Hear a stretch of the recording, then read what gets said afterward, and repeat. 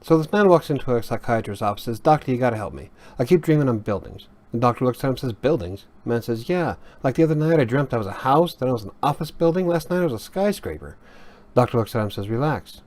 You're too tense."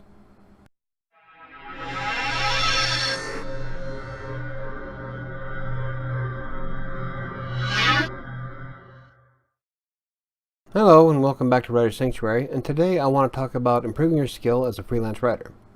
And I'm not just talking about being able to type fast. As a freelance writer, that includes typing, knowledge of the subject, grammar, and spelling. So how do you go about getting your skills up enough to where clients keep throwing work at you? Well, here are some of the things that I've learned to do over the past 10 years. The first thing I would suggest is starting a blog. Now, you don't have to have a lot of money to start a blog. I'm lucky because I pay for my own hosting from back when I owned my computer company, and I just kept it there. As a result, I can post as many blogs as I want. But there are a lot of free systems out there, such as WordPress.com, and these platforms will give you a chance to practice what you learn. Now, blogging doesn't mean that you're out there trying to make as much money as possible with it. You can use a blog for just about any purpose.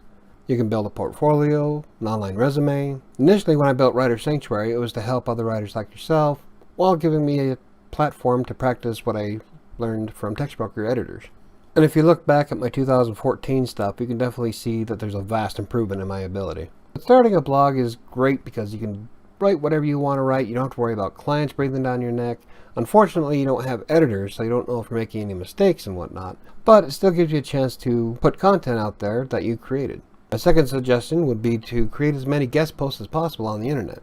Now, there's a lot of blogs on the internet that let you write guest posts for helping them create content. Sometimes a site owner will let you do backlinks back to your own website or even social media profiles. The point is that when you're doing guest posts, you're actually putting more effort into typing and putting together what you learned. So it's kind of like blogging without having to worry about running your own website. It's all about getting the practice in.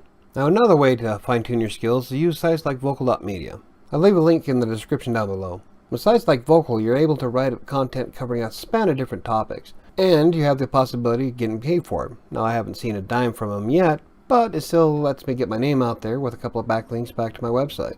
Another way to improve your skills would be to research the topics that you're interested in. After all, the more accurate the information you give your clients, the better off everybody will be. If you make them look good, they'll keep coming back and giving you money.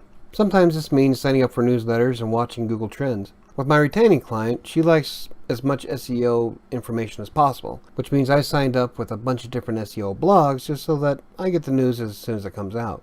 Helps me keep apprised of all the information she wants, and it also helps me create content anyway.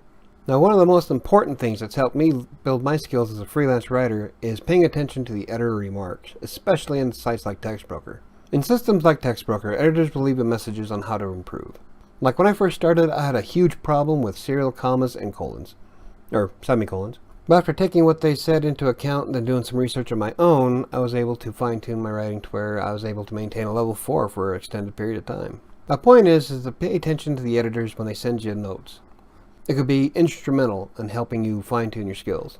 The sixth thing I'd suggest is keeping a notebook of everything you learn. Now, when I first started, I filled up a notebook with all the little different things that all the editors would tell me, and then I would write down ways to improve. That's why teachers make students write things out. It's all about ingraining it into your memory. Now, when you have a notebook and you write everything down according to what the editors tell you that you need to change, it helps you remember for the next time. And this could vastly improve your writing abilities. Like, I'd take down all the notes and then I'd spend a few hours researching on Google on how to fix it all. I went through a ton of different grammar sites. And the last thing that I'd suggest is probably taking an online course. Now, this is something I haven't done myself as a freelancer, but I am going to be taking an online course after Christmas to fine-tune my fictional writing. But the internet is full of places where you can learn how to write. And a lot of them are inexpensive. As long as you don't care if their skill is accredited or not, you can learn quite a bit. Plus, it looks really good on a resume. So what do you do to improve your skills as a freelancer? Leave them in the comments down below. But that's going to wrap it up for today, and I hope to see you next time.